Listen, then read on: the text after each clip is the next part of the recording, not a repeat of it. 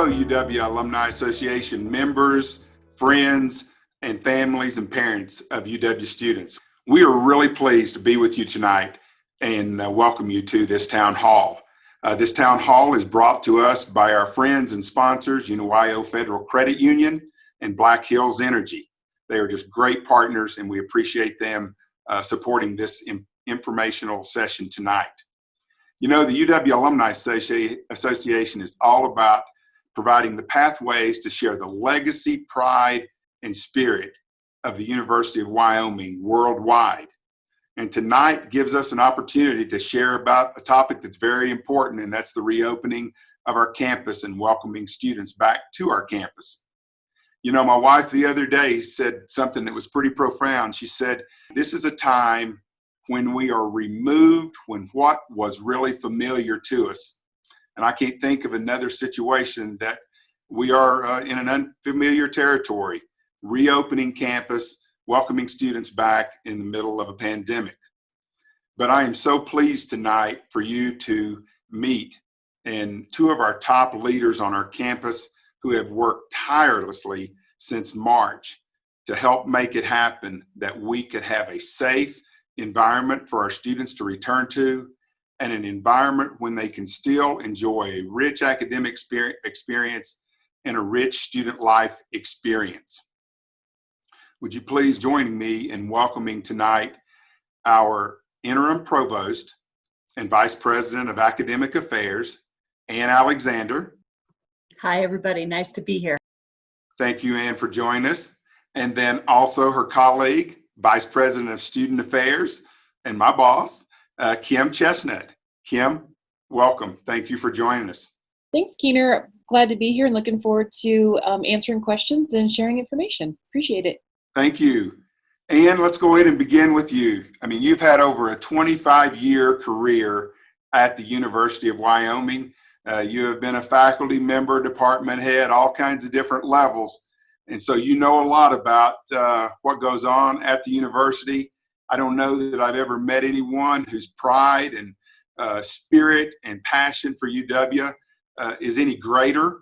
And so as we approach this year, I know you understand the culture of UW and the many assets, the people that we have here that really are going to help us through this time and bring us out on the other side even stronger and greater. Can you share a little bit about the optimism you have as we approach this year in this uncertain time? Well, Keener, that's such a great question. And I am a proud UW alumna and have been part of the UW family for most of my professional life. And I think that the thing that will not change this year is that our faculty and our staff are 100% dedicated to our students, to their success, and to their discovery and innovation and exploration of the world around them. Our faculty and staff, but I'm going to talk on our faculty right now for just a second. They have been working for months and months so hard to get their courses ready for your students. No matter where that classroom is going to be, whether it's in this kind of a format or in a socially distanced hybrid flexible model, they have been working so hard to bring their incredible skills in the classroom into any format that we might have to throw at them. So I think no matter what, everything about our people, our staff, and our faculty is still the same. They are the best and the brightest, and I'm so proud of them, and I think you will be too. You know, Ann, as you have looked at the fall, and just tons of things have had to be modified when what typically was the normal of welcoming students back to class. What are a couple of the things that you have had to modify or have required the most effort to revise to ensure we offer an excellent academic experience for our students? Well, I think a couple of things that would be very noticeable to anybody walking around campus would be the fact that we've had to reconfigure a lot of our classroom spaces, and we've increased the passing time so that the period between classes from 10 minutes to 20 minutes. Those are the two things that may sound like they didn't take very much effort, but they took hundreds of hours of work on our staff's time. But I think what you might also see is if you went by the art building, if you went by the visual and performing arts building, you would see a number of our faculty preparing go bags, they're called, for our students, so that if they have to go online, they can very quickly adapt and take the materials with them that they need to continue their work in the arts. The same goes with some of our professors in the laboratory sciences. They've been preparing all sorts of mobile educational kits for our students so that no matter what happens, they'll be able to get their experiential learning in. So it will look a little bit different. It will feel a lot different. But nevertheless, we think that because of all the efforts of people across this campus for the past several months, it's going to be good. It's going to be the cowboy way, our way in a pandemic. Well, thank you on that. So as we begin, there's been a lot talked about the reopening plans and timetable, and we recently adjusted that with planning for students to be on campus on August the 24th. There are still going to be some students and some actual learning going on campus at that time, but for many of the students it has been moved. Would you speak to the 4 phases of the reopening quickly and just give kind of the highlights of that as well?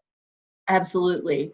So in our phase 1 of the staged approach, that's from August 24th to September 4th, we'll have about 1,500 students on campus. Most of our instruction will be all online, with just a few exceptions here and there for some of our professional programs.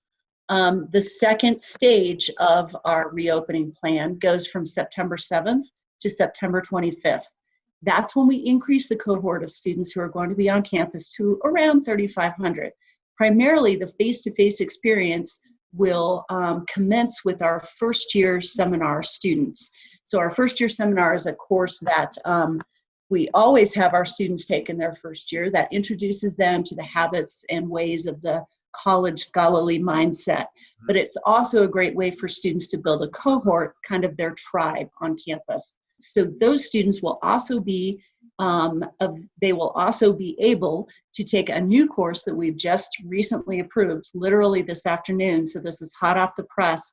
That's called Build the Future. It's not a required course and it's tuition free. So in other words, you don't even have to pay for it and you volunteer for it.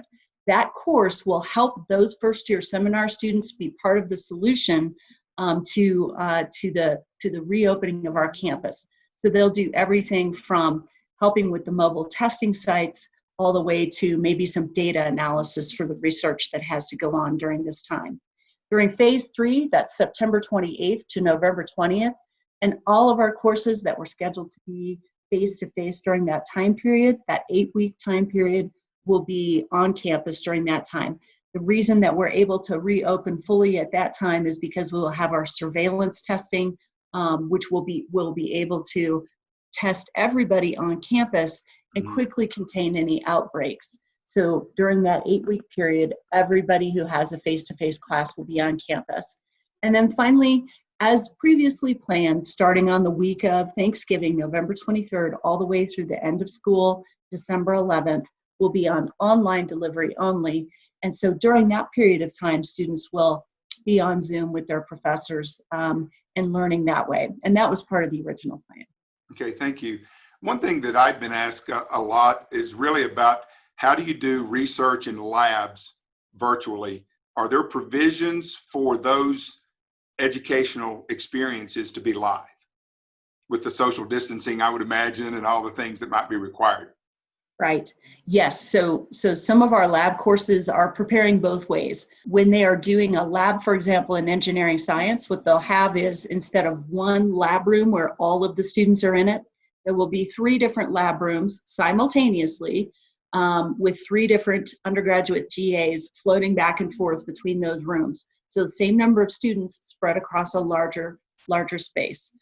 Some of our other lab courses are planning for being online the whole time. So they've been spending the last few months filming demonstrations and putting together prep kits for our students to be able to do the experiential part and run the experiments safely with their faculty members' supervision. Oh, thank you. That's good. That's very good there. So I know you've heard a lot of feedback from parents and students. What would be the 1 or 2 biggest concerns that they have shared with you about the academic experience, and how has UW addressed those 1 or 2 concerns? Top 2. Yeah, sure. I'd say the biggest concern, of course, is that everybody is concerned. Well, we hear it kind of both ways. Some people are concerned that we're not going all online, and some people are concerned that we're not going all face to face. What we have to do is thread the needle because we're in the middle of a pandemic. So we're trying to address that by making absolutely clear to everybody that through the state of Wyoming, we have had a really, really generous investment from the CARES Act. That's everything from student scholarships for their cost of living, all the way to investments in IT and pedagogical overhaul, so that we spent a lot of time and some significant investment in technology and pedagogical uh, professional development, so that our faculty know they can do whatever they need to do in whatever format they're going to do. So the quality of the experience, it's going to be different. We can't lie about that. It is going to be different, but it's going to be high quality, and it's going to be worth every minute of your time. Well, I imagine, knowing Ann Alexander as long as I have, and I know in the middle of just tons of challenges, more than we could ever imagine, I would imagine you are forward thinking and looking that there may be a silver lining to certain aspects of what we've learned and having to adjust so quickly to online learning and classrooms and all these different kinds of things. What's a silver lining that Ann Alexander has maybe for the university in our academic setting going forward? I would say the silver lining is just the fact that we've all learned so much, and we will capitalize on what we've learned in the coming years. Higher education is changing rapidly, and this pandemic really shoved us forward into those changes. Now we know what that looks like, and I think that with our great grit and determination, we will turn all of the investments we've had to make of our time and our talent and our efforts and our money into a university that you will continue to be proud of in the coming years. Well, thank you, Ann. We'll bring you back for some questions here shortly. And now, again, let me welcome our Vice President of Student Affairs, Kim Chestnut. Thanks, Keener. Well, Kim, you've been on the front lines of this since March. And even with the way of dividing up Ann and you tonight, sometimes people do not understand that academic affairs and student affairs really are not just, they're separate on the organization chart, but in particular, planning for the reopening of campus. Can you describe a little bit of the collaboration that has had to take place between academic affairs and student affairs and the campus as a whole to bring many parties together, maybe that had never met a lot, but was critical to us getting to this point? Absolutely, Keener. And I think it's a common sentiment that perhaps our audience is familiar with. They say, don't wait for a crisis to show you what's important. And so, but what is beautiful perhaps about a crisis is you learn quick what's important, even if you always knew it. And so, to your point, my goodness, that collaboration and interconnectedness has been critical in creating a successful plan for our students, our staff, and our faculty. So I will offer that, University of Wyoming, we live in Wyoming, we have this sentiment going around that's like, we have been naturally socially distanced for like 100 years. And so we had a little piece of luxury when other institutions, primarily on the East Coast, were responding really quick around spring break. And we all kind of got dialed in and said, we need to be acting quickly on this. And so it was Tammy Benham-Deal, our vice provost, myself, Tara Evans, our general counsel, and David Jewell and our financial affairs team, who, we had some meetings as a cabinet, but said we got to commit ourselves to really making a plan and a process. And so no doubt we jumped in, both feet, everybody, and got to work. I would tell you one of the early decisions that was really a collaborative effort, aside from how do we support students now in coursework, was about online graduation for the spring. And so nobody wanted to do that. Everybody would have preferred to be together. But Tammy and I both did research. We looked at what it meant from a student engagement perspective, what it meant to academic affairs. And bottom line, health and wellness were number one. And Mhm. so we really thought closely about how to deliver that message, how to share in the responsibility of that, and then worked with the incredible team in our marketing crew to make that possible. So just as a really clean and clear example about really having a shared investment Mhm. and a shared commitment to the outcome, it has been true from day one. So yeah, and then we'll continue, right? Ann and I see each other multiple times a day. And Um, it was over 100 and some faculty and staff and administrators and 5 committees and just taking trying to eat an elephant one bite at a time. I mean, it really took a huge effort, it seemed like, but great cooperation between all the units. Absolutely. Yeah. Right. We had immediately a structure set up of 5 core teams. As the situation evolved, we ended up needing to designate 10 working groups. And so we have continued some combination of those elements. And so really there are about 12 consistent teams that are mixed of folks from across campus that Mhm. make what we're doing possible. Yeah. Well, let's turn our attention to the student life and in this kind of environment. I think a young student the other night asked about student activities and the campus life. Uh, how are we going to make some of those fun? And we know the gatherings of fraternity and sorority life, they do some things that are enriching many different ways, but there is enjoyment for our students to do those things. There's enjoyment going to play basketball at half acre. How is student affairs planning campus life to make it as rich as possible in this time? Absolutely. So well, to your point, Keener, right, there's just something really beautiful about coming to campus. And so for a lot of our first year students, that means living on campus. And for our other students living in the surrounding community and being able to really closely connect. Mhm. At the beginning of the semester here, mainly programming will be happening in the residence halls. So our full resident assistant team has been here, well trained. They are chomping at the bit to be able to engage with students. And so it's been really exciting welcoming some of our students who met the move-in exception. They have been moving in since yesterday. So there is opportunity on the floor. So the RA would facilitate different engagement opportunities with those groups. And then all of our regular programming is available virtually. Mhm. So when we might have usually had a comedian that would come to the ANS auditorium and we'd have Mhm. 1,000 students hang out, we'll still have 1,000 students hang out just virtually. Right. And the opportunities for some of that physical activity will come a little bit later. Half Acre won't be opening until our phase 3, Okay. but there will be select opportunities between the different phases. It's kind of an evolution, right? Like we got a little bit here, then it keeps growing. And so we're ready to have fun too. I mean, that's a lot of the reason why you come to a college campus and Mhm. you work in student affairs. And so we're prepared to be engaged, even if differently, right Mhm. from the beginning. Well, I work alongside of all of your other directors, and I know the passion they have, and from the health services to counseling and wellness and all the different areas, disability services, and so on and so forth. I think our audience and parents and their children and students can be assured they're going to be treated very well and have those rich experiences, even though it might be a little bit modified for now. And so for you, Kim, uh, I know you have had plenty of feedback.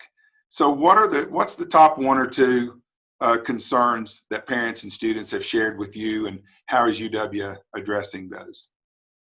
Because housing and dining are within student affairs, I would tell you there's been a lot of inquiry about what that looks like. So we have a number of residence halls. The fraternities and sororities that are on campus absolutely have a population of students who have already moved in or continue to. And then our university apartments. And so I think a lot of the inquiry has been like, what will that look like? Mm-hmm. So we did some notable modifications. A lot of folks will recognize that instead of doubles everywhere, we have predominantly single rooms. There are a Right. couple of roommates still, but so that was an early change. Then we had to modify the move-in schedule with the adapt introduction to the phase process.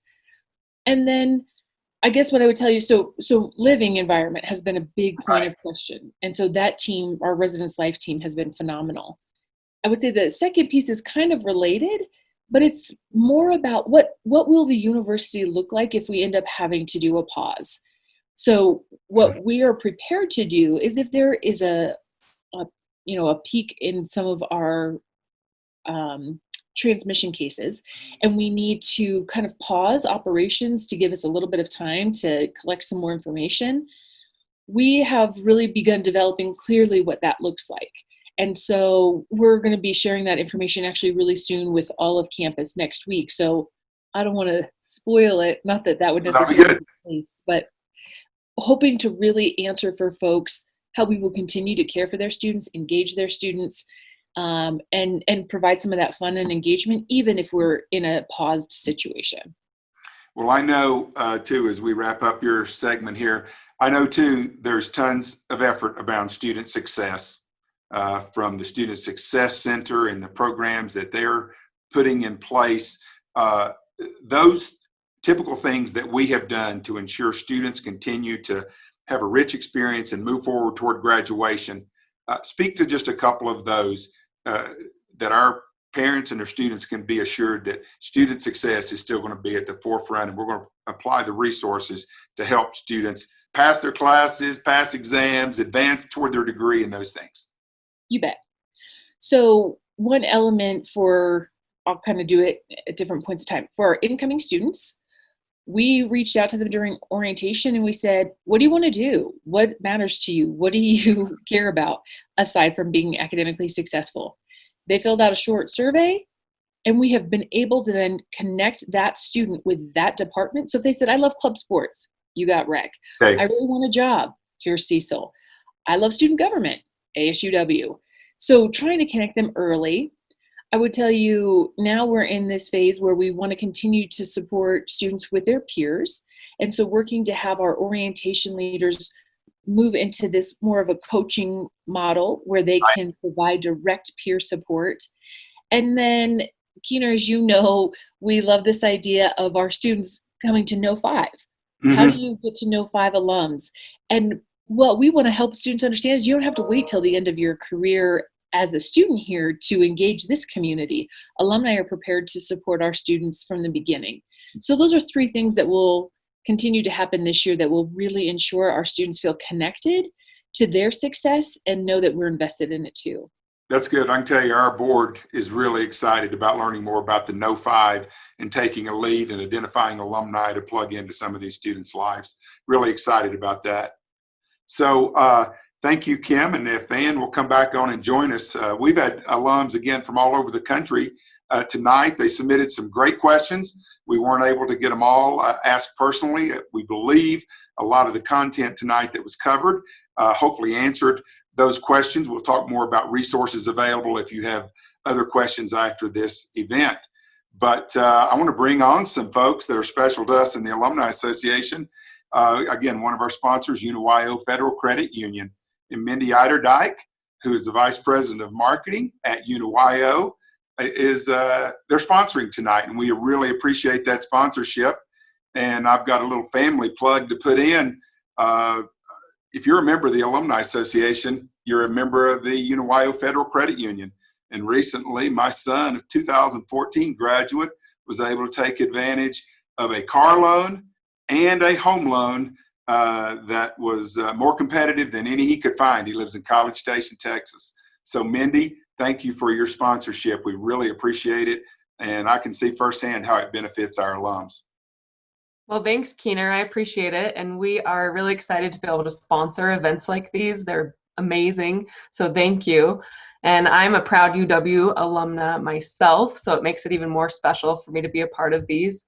I know that there's so much work being put in and work and dedication being put in by the University of Wyoming right now. So Ann, I have a question for you.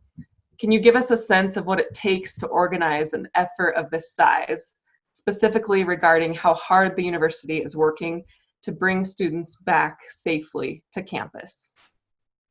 Well, Mindy, it's good to see you. I haven't seen you in so many months. It's great to see your face. You too. So what it takes is teamwork and cowboy spirit and incredible determination. People like Vice President Chestnut and dozens and hundreds of people on this campus have been working day and night and day and night and really just killing themselves, because we think that we owe it to our students and to our state to try to have the most safe and effective opening we possibly can. So I think what it really takes is what we've seen in the past several months. Everybody has come together with a common purpose. Not everybody always agrees on the exact action. We try things that sometimes don't work. We have to change course every once in a while when we get new data and new information, such as with our reopening plan, but sometimes even small things that we have to do. But it just takes a lot of patience, being willing to fail forward and learn from the things that we've been doing. But really, it takes just a giant group of people like Kim Chestnut, Tammy Benham-Deal, and a whole bunch of just like I said, our faculty and staff just working nonstop because we owe it to our students. Thank you. And Jane Farrell from South Dakota will join us. Hi, Kim, quick question for you. If the semester is cut short or students arrive a little bit later in the semester, what about the housing, the room and board fees? Are they going to be prorated? Yeah, sure, Jane. Good question, right? Because we want to be really conscientious for what our students are covering and in making sure we provide value. So we will.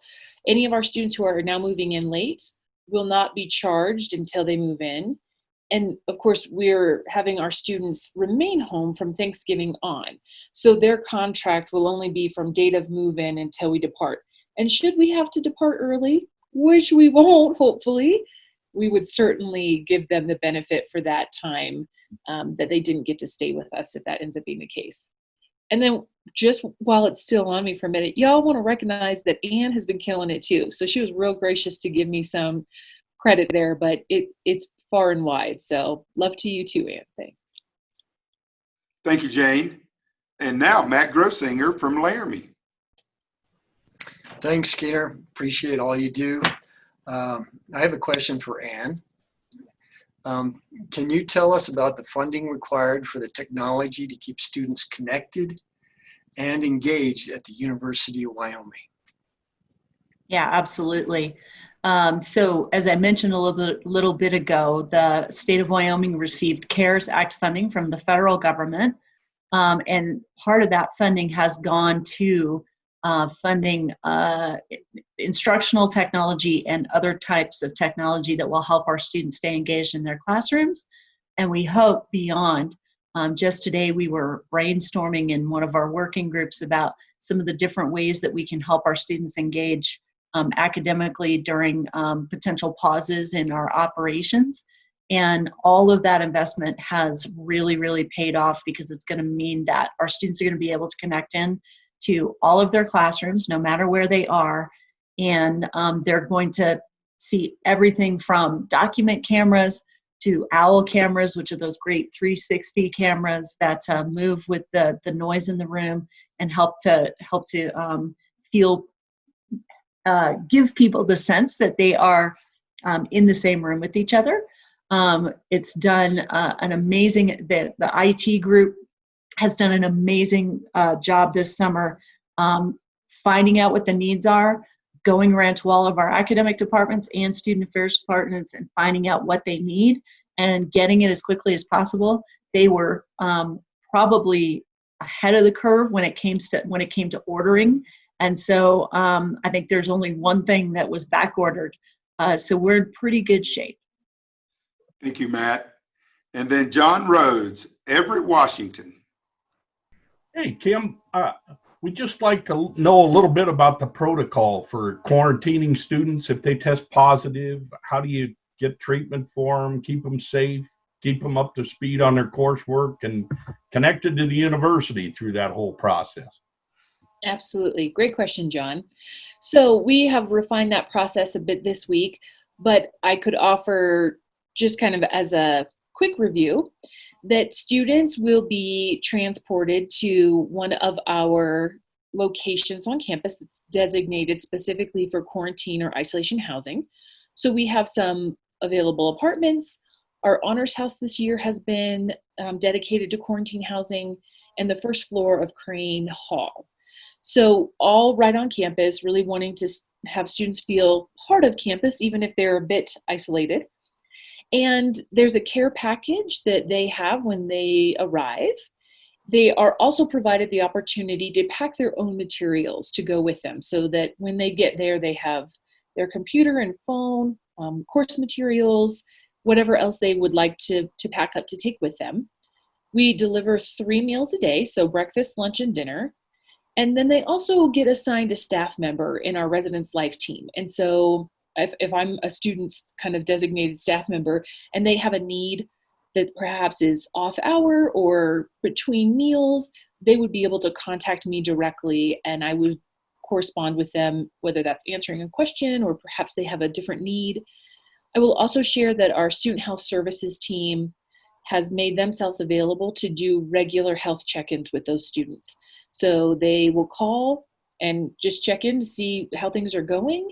And if the students want to reach out to them, that's available as well.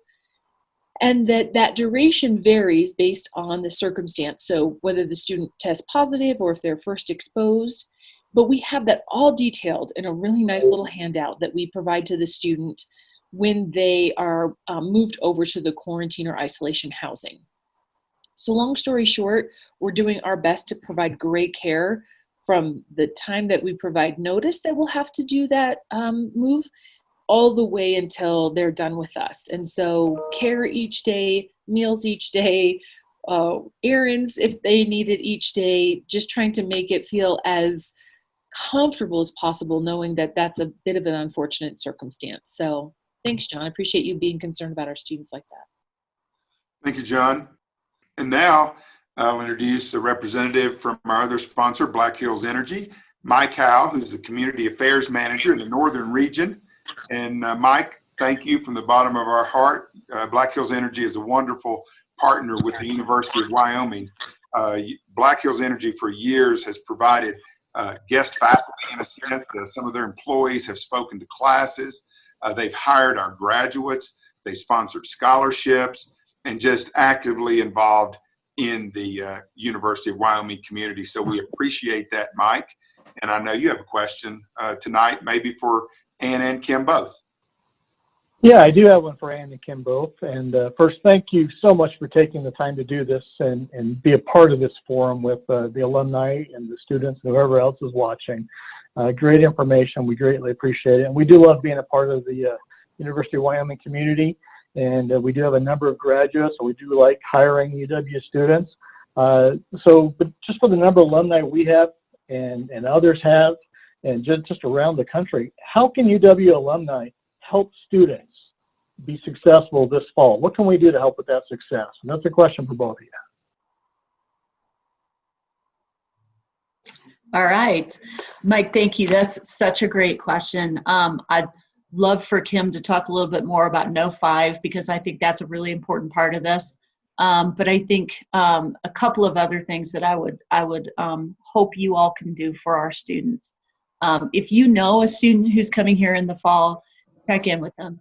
This is a tough time for everybody, and I think nerves are getting frayed, and we just need people to be kind and gracious with each other. And if you all can do that with some of our students, just to check in with them and say, how are you doing? Can I send you a gift card for a pizza or something like that? I don't know. I guess the pizza guys can't come in anymore, but at any rate, that kind of thing will really make a difference. I think the other thing that I would like to pitch is the When Cowboys Call, We Answer campaign that Keener has been working on with Joe Kitka in our Advising Career and Exploratory Studies Center. That program is an effort to help our rising graduating students, our recent graduate students, and students or former students, alumni, who may be in need of finding a new position due to the economic disruption that we're facing right now. And so that effort has just rolled out.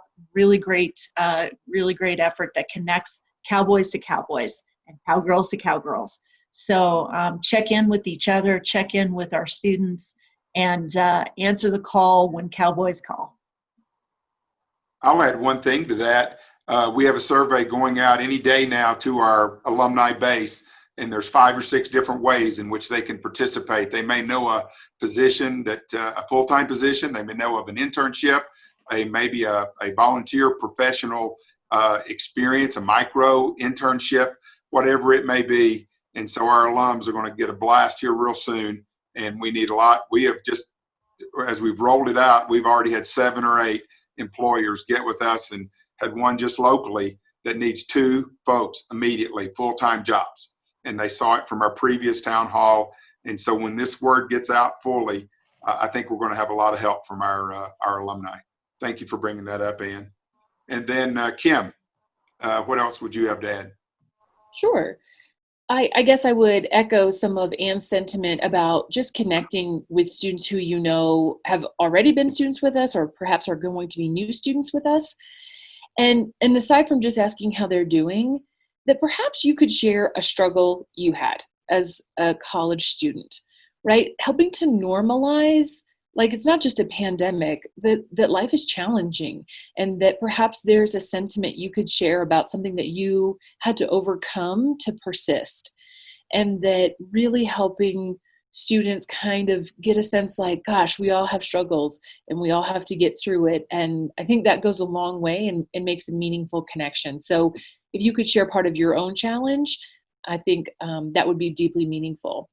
And the No 5 piece is really about this opportunity for our students to meet their fellow cowboys and to feel connected in a number of different touch points. And so whether it's about a job, it's about how you're doing getting here, or just a shared point of contact, that this team, that's like kind of preaching to the choir, right? You guys are active alumni.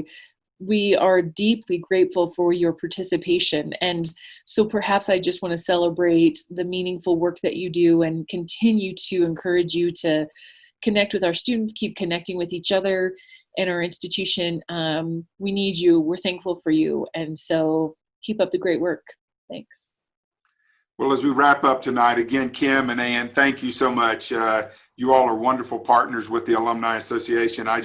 Since I came here in November of 1997, I knew our culture was different about collaborating and working together and all of those things, and nothing has changed in my 17 years to make me think otherwise. Again, to our sponsors, UWAA Federal Credit Union, Black Hills Energy, and to our alumni and friends out there, if you want to get involved in some way, something maybe sparked an interest tonight, you can go to our website at the Alumni Association, uwio.edu/alumni.